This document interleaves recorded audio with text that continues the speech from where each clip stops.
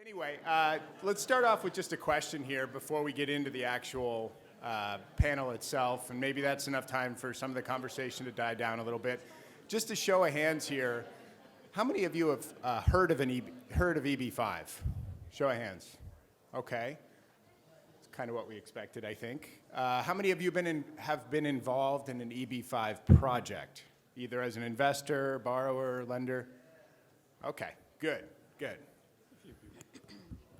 So now we know where we stand on this. I'm Justin Thompson. I'm a partner in the real estate department here in Los Angeles of Nixon Peabody. It's a full-service law firm. We do international work, have offices across the U.S., do a fair amount of inbound work from China, including EB-5 work. I've been involved in a number of EB-5 projects over the last few years. And I'm privileged to be with this experienced panel here to introduce those of you who don't know EB-5 to what it is, and talk in some detail about some of the applications that I think it can have that might pertain to what you do. So anyway, I will talk very briefly, generally about the program, and then we'll go down the line and I'll introduce or allow each of the panelists to talk about their organizations, tell you who they are, and their involvement in EB-5, and then we'll jump right into it. So really quickly, for those of you who don't know, EB-5 was actually formerly named the Immigrant Investor Program. It was created by Congress in 1990, and the current version of it was established in 1992. We'll talk a little bit more about that later on in the program, but some of you might have heard of the program in the news recently because of Jared Kushner and his family and that type of thing. We'll get to that as well. But basically, you can think of an EB-5 as a means of financing. Basically, the intent of the program was to stimulate the U.S. economy by allowing immigrant investors to invest in certain types of projects that met certain criteria. Some of those criteria, or one of the foremost pieces of those criteria, was that the project has to generate at least 10 jobs for each investor, for each investment, excuse me. Investments, there's a minimum investment amount, typically $500,000, but can be up to $1 million depending upon the project location. Most of those investments, though, are $500,000. Let's see, some other key facts. EB-5 investment started out, in 2008, it was an estimated $321 million. If you compare that with 2015, it was an estimated $4.4 billion. So you can see a lot of growth there, and there's a lot of reasons why that growth might have taken place over that period of time. 2008, we were in a recession. A lot of banks weren't willing to lend. A lot of equity was not available, and so EB-5 kind of took off there and remains a pretty popular means of investing in projects these days. So with that said, enough from me. Let's just go down the line here. We'll start with you, Christine. If you can introduce yourself, talk about your organization and how you're involved with EB-5 or what your familiarity is. Great. Hi, my name is Christine Liu. I am the co-founder of America Innovates. We are an initiative that is focused on facilitating investment into innovation and social impact in cities across America. Half my world is China, the other half has been technology traditionally. I fell into EB-5 actually accidentally several years ago, around 2014, when they finally, for the first time in history, maxed out their EB-5, the 10,000, I guess, visas. I have a lot of friends who are Chinese who are looking for help, right? Referrals to EB-5 projects, and it's not something that I had ever touched, but because of the personal relationships, I took a look at the program, and I was really, and it kind of took me down the rabbit hole that I'm now in, so I can touch upon that. But long story short, though, my only other experience with the EB-5 program was actually trying to take away some of the allocation. Back in 2010, I was a part of a group of Silicon Valley investors and entrepreneurs that went to the White House to rally for the startup visa. I don't know if you guys have heard of that because it didn't make it through the whole political process, but there was a movement back in 2010 and a recurring movement for the startup visa program. So what we were trying to do was figure out how do we take the EB-5 concept and apply it to startup entrepreneurs who are foreigners who are coming to our country to create jobs in multiples of actually greater than 10? And at that time, like you mentioned, it wasn't 2010, it wasn't a very popular program. So what we were trying to do was carve out a new class called the EB-6. That didn't work out, but that's just kind of my background. And I feel it's a well-intentioned program that lacks a lot of transparency. And what we are trying to do at America Innovates is get all players to the table to try to fix that. Jordan?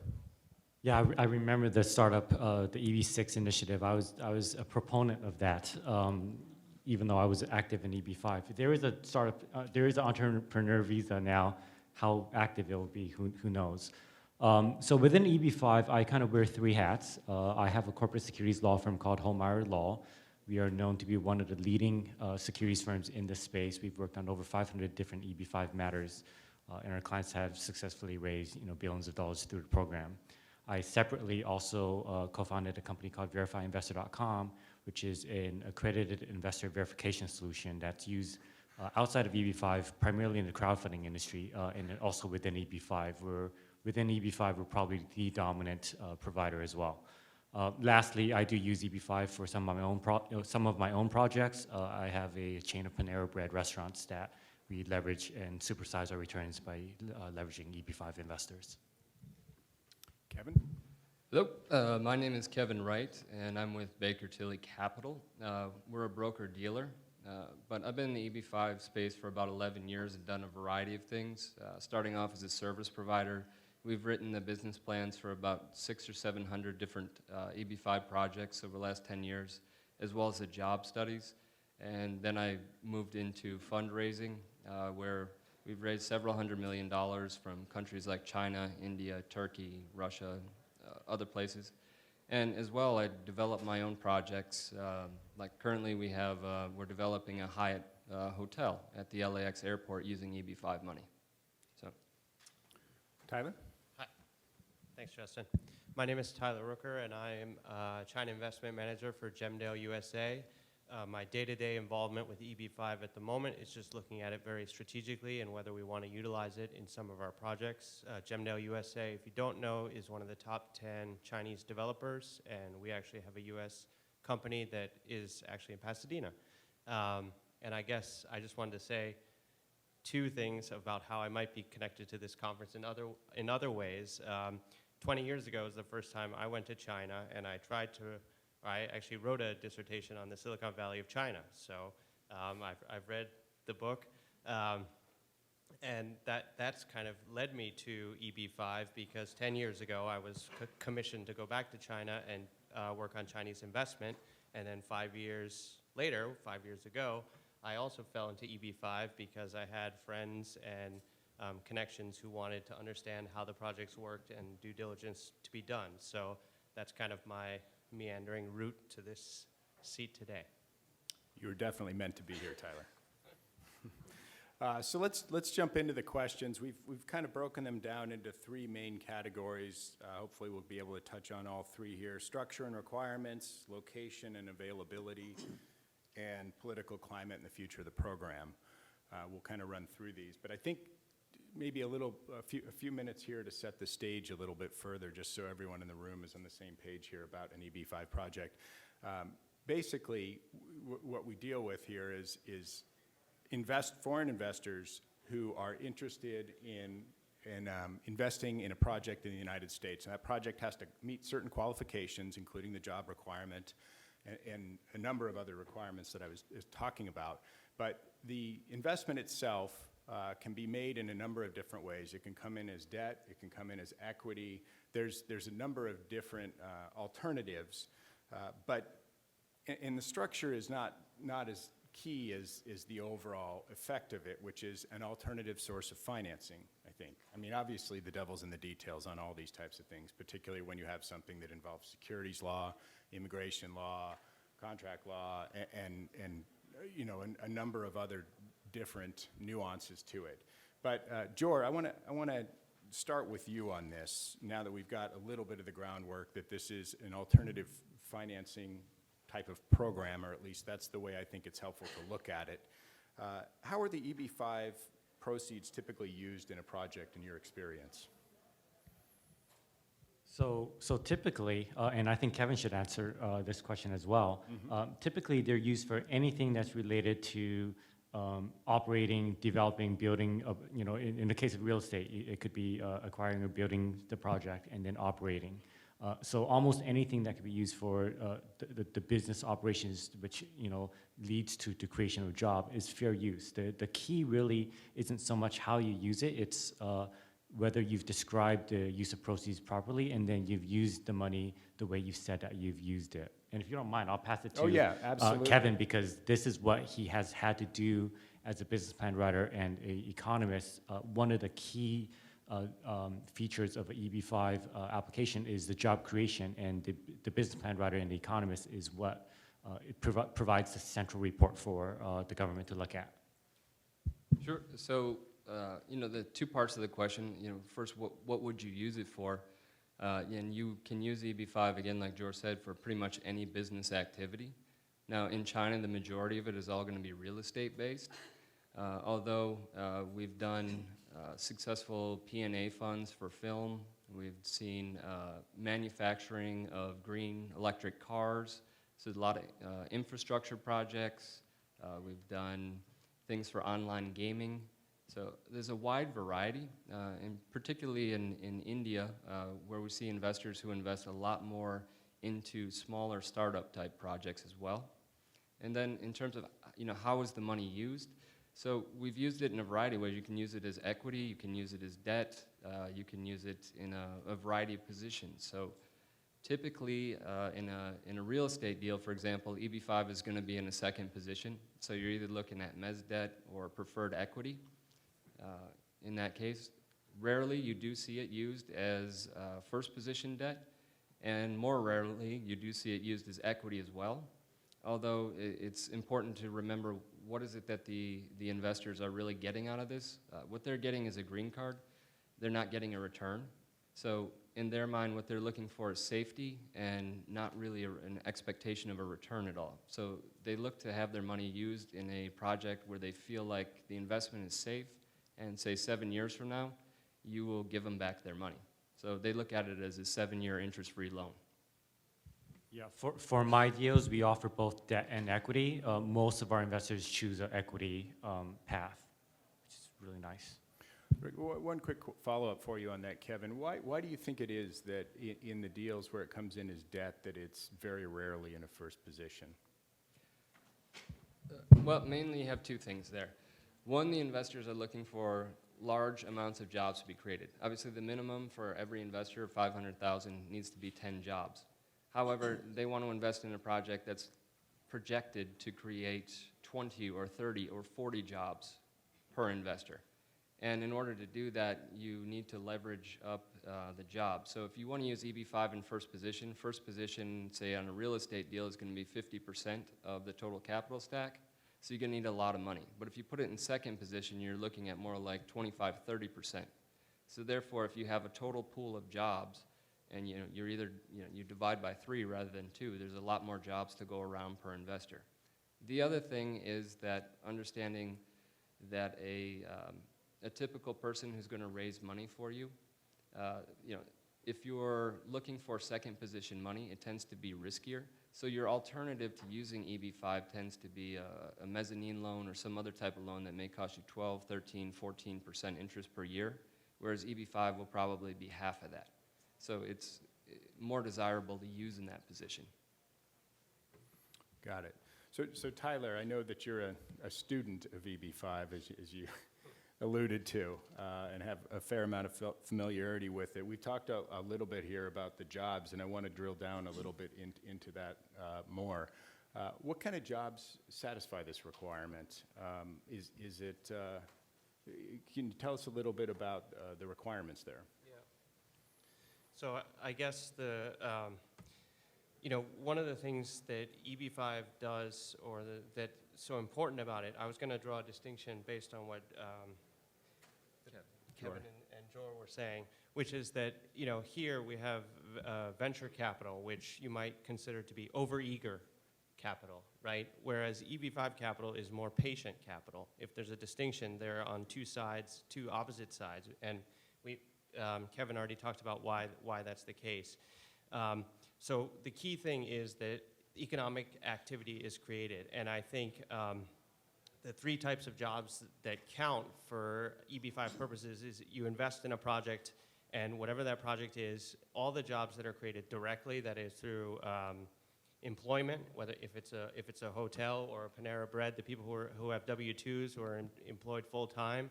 There's indirect employment, which is the suppliers to the hotel, or the cement makers who supply cement or concrete to a building that's being built. And then you have induced jobs, which come from extra economic activity as a result of those jobs being created. So an example of induced employment would be, maybe a food truck that services a construction site. But I think, that's the kind of technical response for EB-5.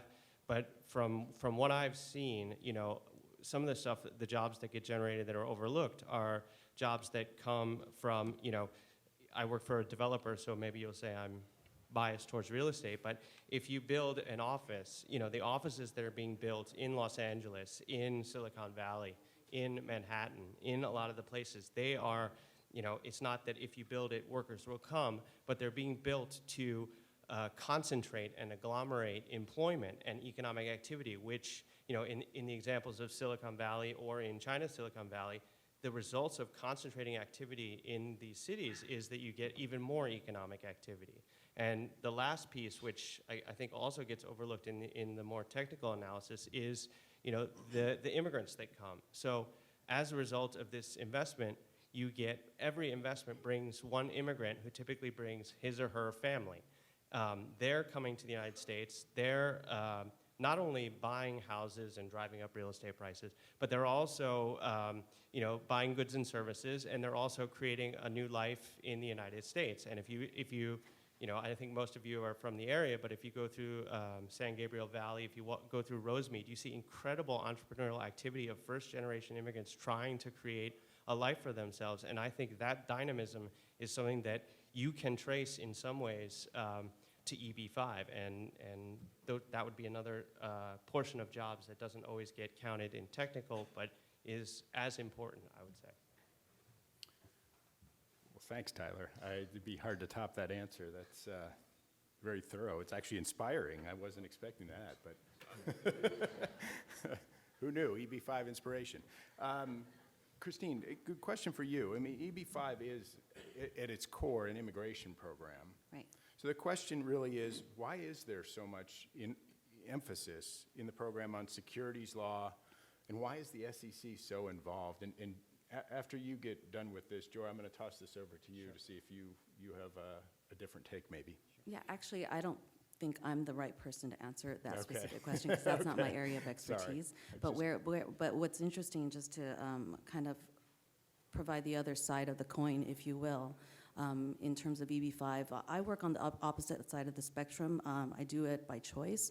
I'm an impact investor. I run with a group of other impact investors that are looking to do well by doing good in terms of how do we steer capital towards communities that are in need, and how can this EB-5 program, which the whole purpose of it, let's remember, is not to actually give someone a green card. It's not to make a developer rich, and I'm not passing judgment, it's just my way of talking.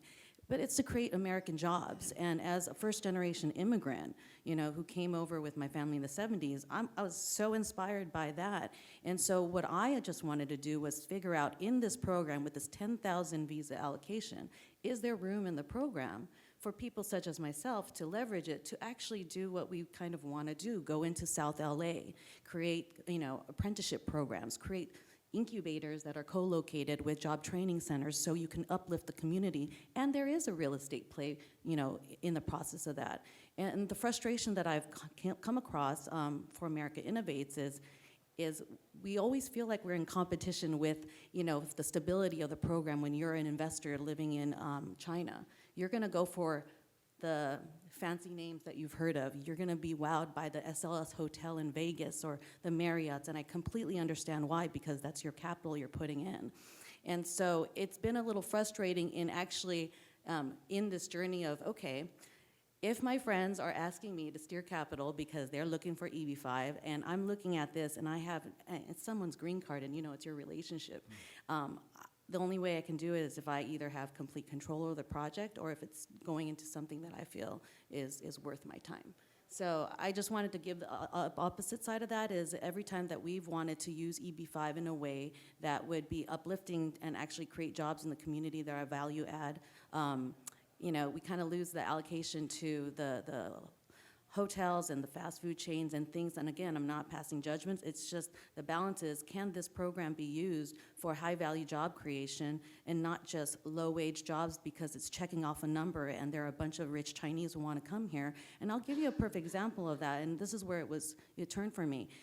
There's something fundamentally kind of wrong to me, and I'm sorry, when you have a friend whose friend is looking for an EB-5 and the kid wants to stay here because they graduated USC, and oh, by the way, can I find the cheapest, quickest $500,000 investment? And once that's in, I'm looking for a $20 million winery in Sonoma. So do you really need this program to do that? And so that's kind of the conflict that I think a lot of us are feeling right now that I think needs to be addressed. Well, that's a fair counterpoint, and I appreciate you bringing that up, but we're going to come back to that because I think that there's more of that to be explored. I think I have comments on that, but you know, let's cover that a little bit later because you know she certainly does make valid points, and the program is undergoing a little bit of a reform, not to say that we're going to force investors to be philanthropists, but you know, just to try to move the program toward its roots a little bit more. And in terms of why this affects securities laws, you have to think of EB-5. Yes, it's an immigration program, but fundamentally, it's also an investment program. People are raising capital to fund real projects, and as a result, the investment laws apply, and in this case, really the securities laws apply. So anytime you're raising capital in the venture world, you're dealing with securities. Anytime you're raising capital in the film world, you're dealing with securities, and same thing, if you're raising capital in the EB-5 world, you're dealing with securities in general, you're going to have securities laws compliance. Okay. So let's explore the investor angle of this a little bit more, though, because Christine, I think that's the other side of what you're talking about as well. And I know from the EB-5 transactions that I've worked on that there is fierce competition for investors, particularly in China. It's actually hard to analogize what that process is like. But Kevin, I'm wondering if you've got any familiarity with that process in China in particular of going out and trying to obtain investors for a project, and if you could give just a brief overview. I know that's not on the list necessarily of questions we talked about, but I think it'd be helpful for some perspective here. Sure. So if you're put together a project and then you head out to China and you're looking for investors, it's not like you are going to go and show up at a seminar where there's institutional investors walking around and you're going to speak to them. What you do is they have licensed immigration agencies there. So there's over 1,000 of these companies, really a few hundred of them that are sizable. And what you're really trying to do is convince that company that your project is worth them raising money for, because they'll have a dedicated pipeline of investors. And you can really, if you know what you're doing and you're around it long enough, you're going to know that company A delivers 150 investors a year, company B is 300, some of the larger companies up to 1,000. So from that, you can tell whether they can close out your project, and you're going to go around and into different geographies. There are different agencies in the south than there are in Beijing, than there are in Shanghai, or, I've been out as far as Urumqi, getting investors way out by Afghanistan. So, yeah, those are the people you're really going to convince. And then in terms of, your larger agencies are really focused on real estate. So they're looking for big, flashy brand names, like the SLS mentioned, or, Four Seasons, Waldorf's, things like that. Whereas what we see in other niche industries, I've done a lot with the film fund, for example. In there, we stay completely away from the normal way that you'd raise EB-5 money. We don't even use immigration agents. And instead, we're going to go to conferences where people are interested in investing in film. and we're putting together, say, a fund that makes a real return and a real investment that someone may want to invest into, and then we're saying, but by the way, as a bonus, you could invest into any film fund or any other thing, but you get a green card as well for this. So it becomes kind of an add-on or an incentive to get people to make a regular investment that they may otherwise choose a competitor for. So Christine, with that background and taking into account that there is a flashiness appeal here, any issues with the investor side of the equation here? I mean, I know what you talked about before, but I'm curious about your perspective on that. Yeah, so just again, for backstory, I had a previous startup several years ago that was focused on China's luxury sector. So I actually dealt personally, we have a database of folks who actually, are investors, and many of them EB-5. So I got a lot of firsthand insight. I mean, I've done the flashy. So the flashy is to get that attention because there's only so many visas available and everyone's competing for the project. The part that actually I've learned, and that it's kind of like no one talks about, it's the lack of transparency. It's a lot of the self-interested agents in the middle, I feel, that get in the way of the investor and the actual project, right? And so I've looked at it, it's not like I'm anti-hotel or anti-luxury, it's more like, who are all these people in the middle taking a cut along the way, steering and providing zero visibility, and why can't I get this project funded when it has all the boxes checked off? Oh, it's because I'm not willing to pay you a $70,000 fee for finding me a Chinese. So what we decided to do was, we're gonna go find our own Chinese, right? And through our own way, our own channels. And so I've created an actual cross-border investor club, and it's a trust network of friends. And what we're starting to see is the timing is actually right for this, because on the investor side, they're scared. The reason why I got I wasn't even touching the program, but they're scared because they don't know what they don't know, right? And the program has had a lot of scrutiny. And so qualified projects are tainted by it because the whole program, I feel like someone needs to put a reset button on this, because especially with the Jared Kushner thing recently, that's like icing on the cake. It's like this thing needs to really just hit a reset button, because I think it feels really murky right now, right? And it's hard for the good players to operate in that space. Well, understood. I think the transparency is, you raise certainly a good point there. Transparency, when you have a lack of transparency, that's when people's imagination can sometimes fill in the blanks, to say the least. So we'll get back to that, and especially the Kushner thing and the political climate that we're all in right now. For now, let's talk a little bit of more of the nuts and bolts here about EB-5. Tyler, I'm curious what your thoughts are, if you have any perspective on the locational aspects of EB-5. Is this strictly based on what you know, is this strictly a New York, LA, San Francisco type of program, or what can you tell us about that? For the projects or for the? For the EB-5 projects that you are aware of. Yeah, I think and that's definitely a criticism that Karen can, or I can make on Karen's behalf, is that there are Christine. That's okay, don't worry. Sorry, Christine.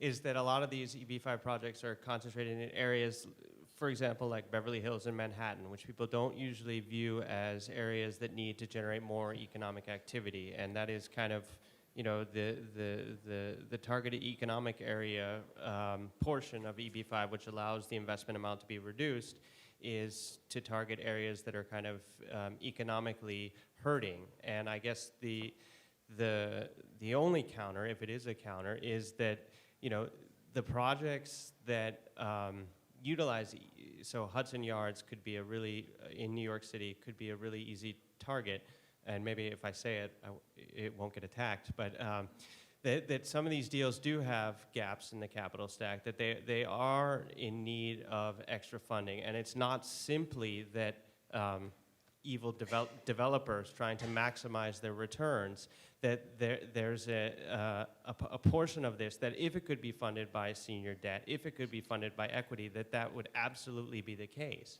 But in cases where, and again, this may not be exactly what was meant by targeted economic activity. But if we can add one more building in downtown Los Angeles that provides residential space for people, and I know I'm going to get in trouble, but you're actually going to solve some of the housing shortage problems in Los Angeles while you also generate that much more economic activity that wouldn't have been created.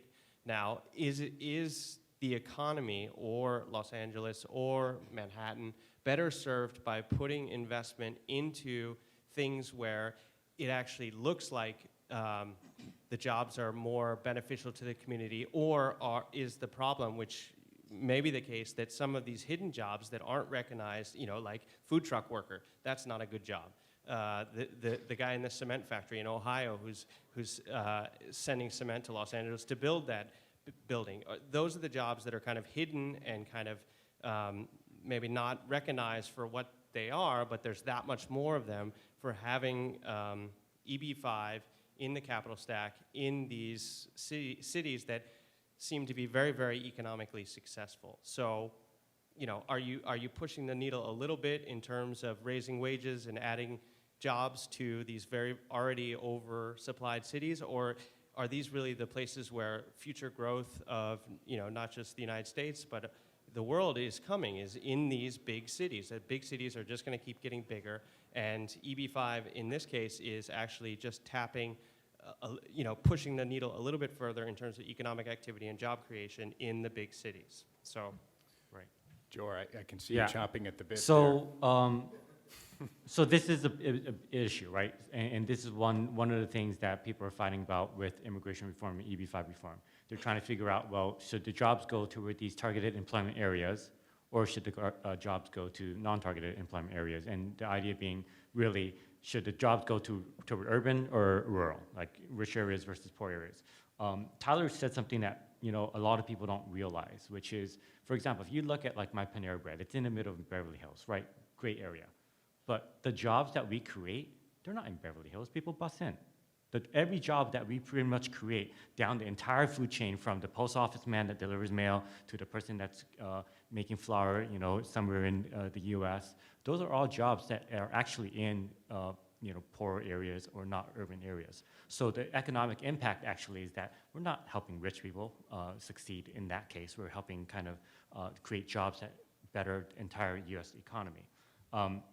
That being said, personally, I think the program is flawed. If you wanted something that just, helped the economy, why wouldn't you have made it just a government program? Why wouldn't people have just paid the government? But instead they made this a investment program, and you have to understand that it's nice to be able to say like, oh, well, the job money should go here, but you're dealing with people's investors' money here. A lot of these people, they're scrapping together their family fortune so that they can send their kids over here for school.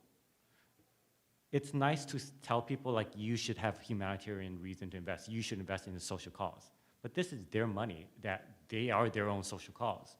I don't think we should force that upon them unless that's what the program says. So right now, if the program doesn't require that, then it makes perfect sense to me why someone would go for what they think is safer. And they could be wrong, but at least they think that they're making an investment choice that's safe for their own needs. Any thoughts on that, Kevin? Just going back to the geography question, I give you two stories. Investors do invest in areas like Los Angeles, San Francisco, New York, big cities. They far prefer that. And in some cases, people argue against that. Why should Beverly Hills have money flowing into it? We should be helping other areas. But if you look at the biggest beneficiary of EB-5 money in Los Angeles County, that's downtown Los Angeles. And as a person who moved to California in 2008, back then, downtown Los Angeles wasn't a very nice place. It was not the best place to live when I lived there. Today, that's all changed, and a lot of that has to do with the fact that more than $1 billion of EB-5 money has poured into there since then, building apartment buildings, building and renovating and changing that landscape. Now, another way to look at it on the negative standpoint is investors do not like to invest in places that are not gateway cities. So I once built a regional center for the state of Michigan to help them to rebuild Detroit, because Detroit really, really needed the help. And the problem that we had there was we really did try. We really went to China. We really tried to raise the money, but no one would invest in Detroit. It just wasn't going to happen. So we ended up giving up. Right. Well, so now let's get to this. September 30th, the program is, the current version, I should say, of the program is up for renewal. That's the version involving regional centers. It's been a kick the can down the road type of process where Congress typically has just been renewing for short periods of time and not making any significant material changes. But there's some viewpoint out there that there need to be some changes. You've heard some of it up here today. So what I'd like to talk with Christine about to start with, and then we'll go down the line here, is what changes do you think should be made to the program to address the deficiencies?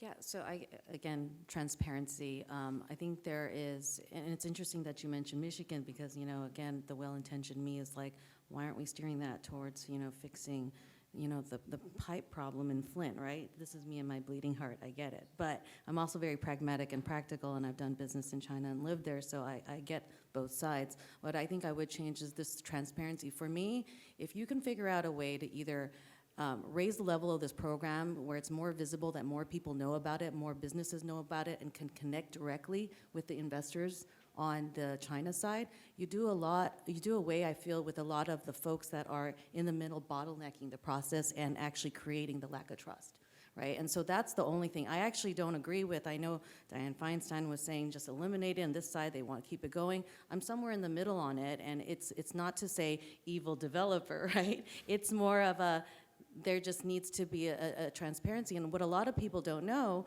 in this program, because I did my research, right? I'm like, why can't I compete against some of these programs? I'm not trying to do away with the downtown LA projects. I'm just trying to have a chance to, fund an incubator that is actually going to create jobs. And so what you find is the entire process is cartelled by these super agents and all these sub-agents, and everybody along the way is kind of taking their cut. And everybody is, and with these big developer projects, because I actually have a friend who raised money for one for Extel, $100 million raise, his upside was he gave all the incentives to the agents, and he took a cut of the back end, the 3%. I can't compete with that, right? And so that's the part that I'm just like, I can't compete with that. So actually, last year we made a decision, America Innovates, we're still facilitating innovation. What I found is a young generation of Chinese friends of mine, they want to invest in tech, and they want to invest in real estate. And so we're developing, Inglewood's one place that we're looking at, because NFL stadium is kind of sexy, right? I can use that. And so I'm leveraging that, but we're trying to find something in the middle. But I think that just if we could do away with that shadiness, I don't even know what to call it. Yeah, well, it's an interesting point you bring up, because you are dealing with the agents operating in another country, and we're talking about a program that's based on U.S., that's founded in U.S. law. How much regulation can be added to the program to address the activities that take place in another country? Jor, I'm curious if you have any thoughts on that or other ways that you think the program could be improved. So, I mean, in a nutshell, I'm going to keep comments on the program improvements minimal, because I'm pretty sure Tyler and Kevin are going to cover the same points. But separately, this is not a today problem. This is a problem that's existed since the beginning of mankind, right? You've got some people that know people, and that information is valuable, that resource is valuable. It doesn't matter if you're Google or Amazon, or this information and this data is invaluable. And right now, if you have an industry that is controlled by relatively few people, like in China, yes, they're gonna charge you a little bit of money for that, and that's kind of the market, demand and supply aspect of it. If you don't wanna deal with that, that's fine. Go to India, go to Vietnam, go to Iran, go to any other place where there aren't people controlling the market, and then you can go leverage, build your own market, and that might end up costing you more. The interesting thing is that the world is at a place where people are starting to adopt kind of like massive crowdfunding type of capital raises. And there's signs that could replace networks, right? Instead of you going to a broker-dealer that says, well, pay me, I'll raise capital from you, from my Rolodex, pay me, the Chinese agent, because I have my immigration network, you might be able to go to people directly. Now, at the end of the day, is that going to cost more or less? Who knows? If you're a big project, maybe it's less for you to do it. If you're a small project, it's kind of expensive to build out your entire platform. The immigration agent that's charging you a ton of money in China probably has a few hundred employees, many offices. They have overhead. You know, they're greedy, yes. Let's not kid anyone. They're totally greedy, but they do have costs. Kevin, any thoughts on that or other changes that we might see?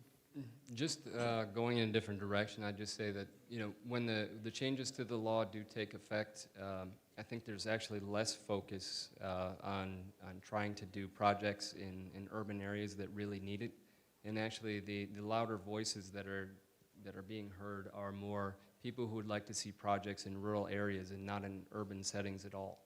So I think the future of EB-5 is going to be moving towards other industries like oil and gas, like steel mills, like manufacturing, other types of projects that can happen in rural areas where there are low populations, as that seems to be the current feeling that the senators and congressmen are pushing for.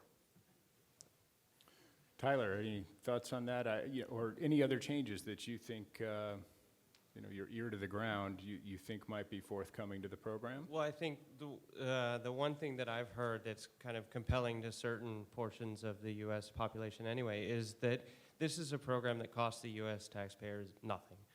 All of the fees for running the IPO, the office that processes these applications, is paid for by the fees that are paid by the people who submit those applications. So you're getting job creation, you're getting investment, you're getting economic activity with zero cost. Now the counter argument is that, you know, this is a path to American citizenship, which is, I mean, it's a temporary green card, and it has to be made permanent. And that process at the moment is taking, for Chinese investors only, not in particular, only for Chinese investors, because of retrogression, it's taking a very long period of time. So I guess, along with Christine's hope that there's an EB-6, I guess the desire would be that if we want to, you know, here we can say maybe we can use EB-5 to build the high-speed rail in California, right? So we can get up to San Francisco in 2 hours, like they do in between China and Beijing. It's 5 hours. But if we can open up, one of the biggest concerns for investors and for developers is the time that's spent waiting for an application to be adjudicated, and then you know, whether it's approved or not, the money sits in escrow until there's an approval, and then the money's released. So the investor's unsure where their money is. The developer's saying, I want to start this project, or developer or entrepreneur, I want to use this money, and yet there's just this holdup based on, you know, kind of bandwidth, which is a visa bandwidth, but also a processing bandwidth. So I guess if there's a way to do that, you know, bring in, I won't suggest how, that would be, you know, kind of one of the hopes I would see for both the investor side and the recipient of investment side. Well, those are all certainly good thoughts, and we'll just have to hold our breath come September and see what happens. I kind of put it at 50-50 odds whether that can gets kicked further down the road myself, but you know, I don't have a crystal ball. I am getting the high sign here, though, so instead of opening it up to questions, I think we'll let anybody who's got them seek out the panelists at the break and in between. I do want to thank all four of you for your insights. I think it's been extremely informative, and you know, I appreciate you taking the time. So a round of applause for our panelists.